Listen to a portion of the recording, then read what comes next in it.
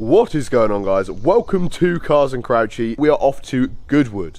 For those of you in the know, Goodwood is the place where they host the Festival of Speed, which in my opinion is probably the biggest global automotive event of the year. We're going to Supercar Sunday and we're actually displaying the car, which is pretty exciting stuff. So we need to A, cold start, which is the exciting part, B, wash the car and fill it with fuel, C, pick my girlfriend up, D, meet my friends who are convoying up there with me, and then E, go to Goodwood. So let's crack on because I'm running a bit late as always, and that's why I need 600 horsepower.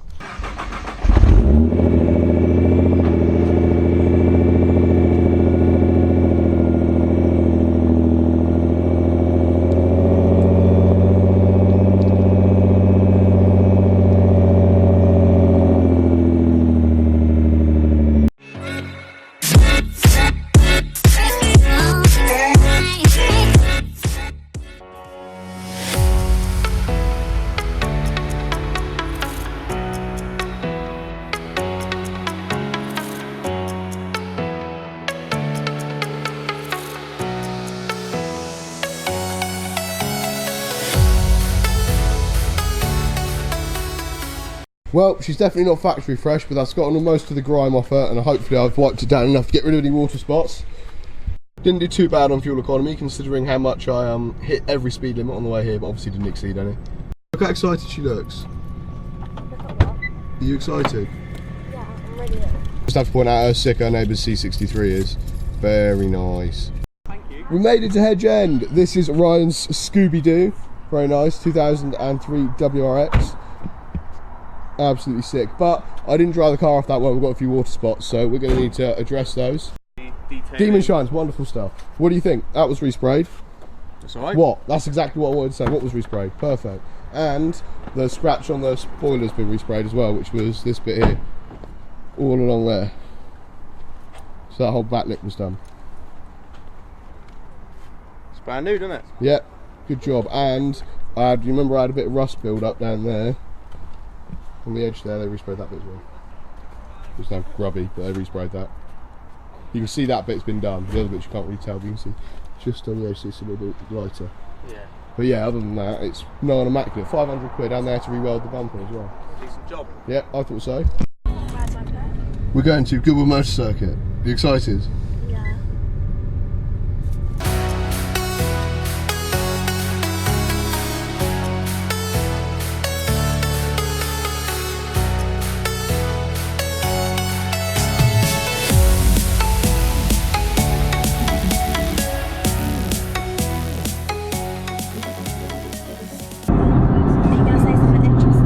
Yeah, so Ryan's Scoob is a flat 4 because the pistons go sideways. Fact of the day.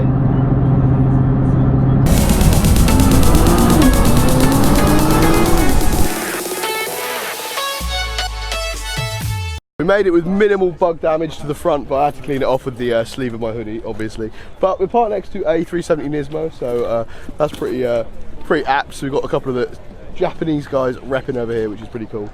But let's go around, let's see what we can find, and let's have a look at all the awesome cars here, because there's some really special stuff, and I can already see like a Project 7 just sat there, so we need to take a look around. Now, we did lose Ryan because there was a separate entrance for the pre-approved vehicles and public vehicles, so unfortunately his Scooby-Doo was not pre-approved, so he is actually probably looking for the public parking right now, but we'll find him soon. But without further ado, let's take a look around.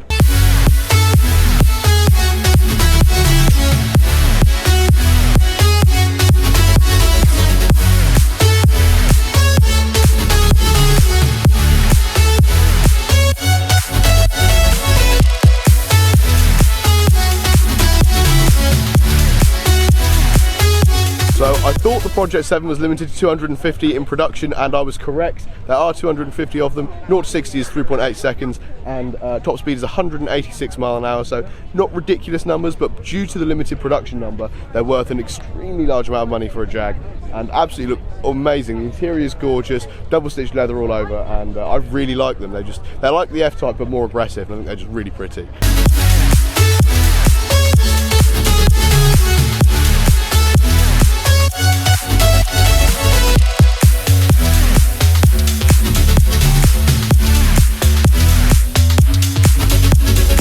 If you think it's crazy that the GTR needs 305s in the rear. Check out the tyres on that. I have no idea what size they are. I'm probably going to have a look, but they are ridiculous. Any Italian car fans out there will instantly recognise this as the Di Tommaso Pantera. Looks amazing. They've usually got a V8 in the rear and sound ridiculous. Reliability is always a bit of an issue, but who cares when it looks that good? And I can't get over how wide the tyres are at the rear. I bet the rubber on that costs probably like 500 quid a tyre, which is insane, especially considering you can probably get through a set of tyres in a track day or two. What's under the hood, bro? More than you can afford, pal. It's engine. A Nissan. 3 Garrett turbos with spoon engines. So yeah, Goodwood is the place to be, not only for the fact there's a Zonda over there apparently we haven't seen yet, but they got burgers, so I'm happy. You know, being incredibly fast makes me incredibly hungry.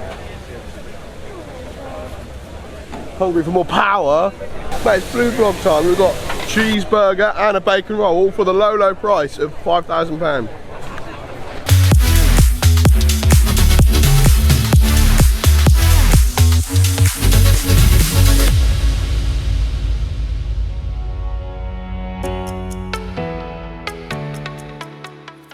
Ford GT here, we have an Ascari here as well, and as well we've got like 720S, a few Ferraris, another Project 7, that's the third one, so 3 of the 250 Project 7s are here at least, which is crazy.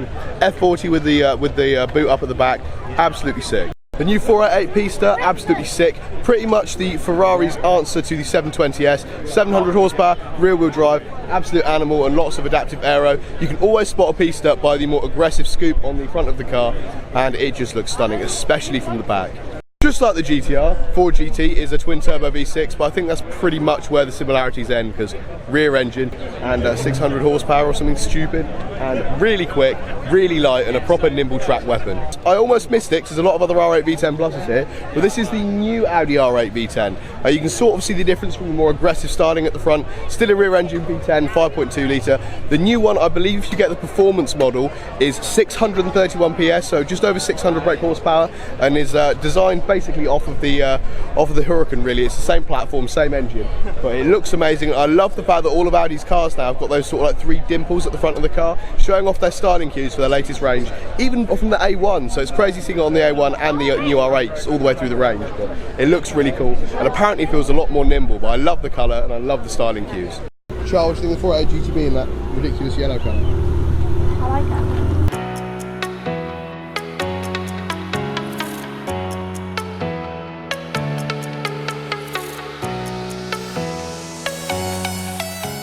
So Ryan has said there is a Pagani Zonda here in full exposed red carbon fibre. I want to try and find it, but it's moved, we don't know where it's gone. But we did just see a Senna pulling into the paddocks over here, so I'm hoping we can find the McLaren Senna, because that'd be cool if not. We've got to find the Senna and the Pagani by the end of the day. That's our goal. Skid pan over there as well, it's pretty cool.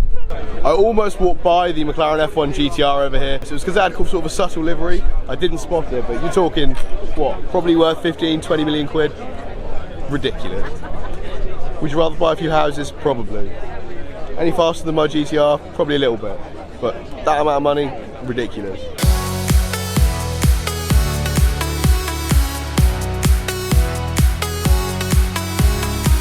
Not only was there an F1 GTR over there, but over here we have the P1 LM. This thing is ridiculous. Look at the size of the wing on that. I'm not entirely sure if the LM's road legal, but it's equally rare and just absolutely awesome. I love it. Sick car.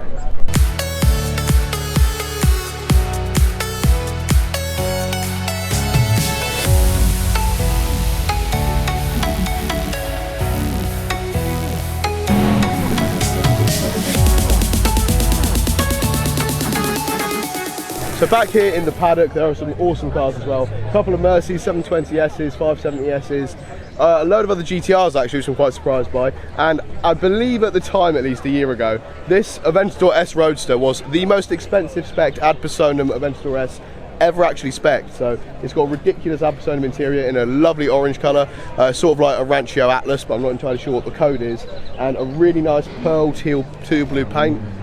Really expensive spec, diamond cut alloys, just the whole works was spec'd onto this Aventador, and I think the sticker price was somewhere over 400,000, so that's a hell of a lot of money, but it is gorgeous and really eye-catching as well. Really pops, and I absolutely love it.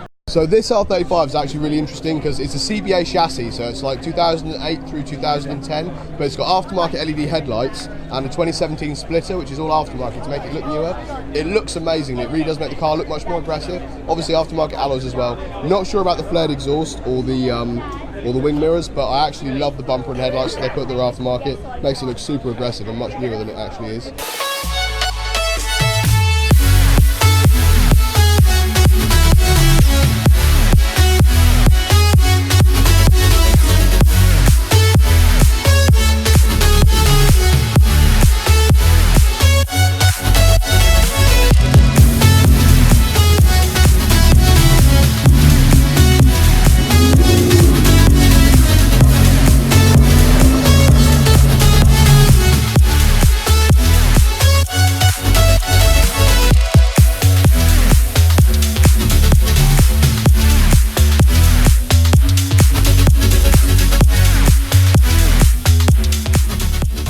Yeah, this GTR's got a lot of Litchfield aftermarket parts in it. It's got Litchfield bobs, and it looks like the manifold's Litchfield as well. And it's all been resprayed black, but it looks awesome. It's probably, I'd imagine, stage 5 or something, which would be around 700 horsepower.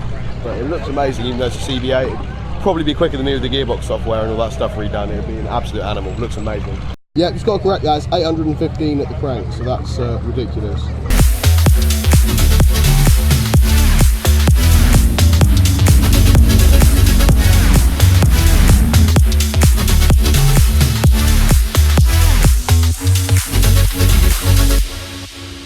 I saw the F1 GTR leaving, but I was too slow for you guys because, you know, the heft. But I was just about quick enough to get a long distance shot of the P1LM, which is still a very, very special car to see in motion nonetheless. Well, I hope you guys enjoyed the video. It's a real shame we couldn't find that McLaren Senna or the Pagani Zonda with that beautiful exposed purple. So I'm devastated that I missed it, but I think that was a fantastic vlog and sort of demonstrates the sort of cars we're chasing on this channel, as well as what car culture is like here in the south of England. So if you've liked this first episode of Cars and Cratchie, please subscribe, hit the like button, comment below what sort of videos you want to see with my car and with my friends' cars, and with other stuff that's going to be going on in the channel in the near future. Silverstone's coming up in 6 days now, and I'm super excited for that. But that is the end of the vlog, guys. I will see you guys very soon with more awesome content. Stay tuned. Links to all of my social media like Twitter and Instagram are linked in the description below. Subscribe, and I'll see you in the next one. So guys, Goodwood Festival. Let's go into the bloopers.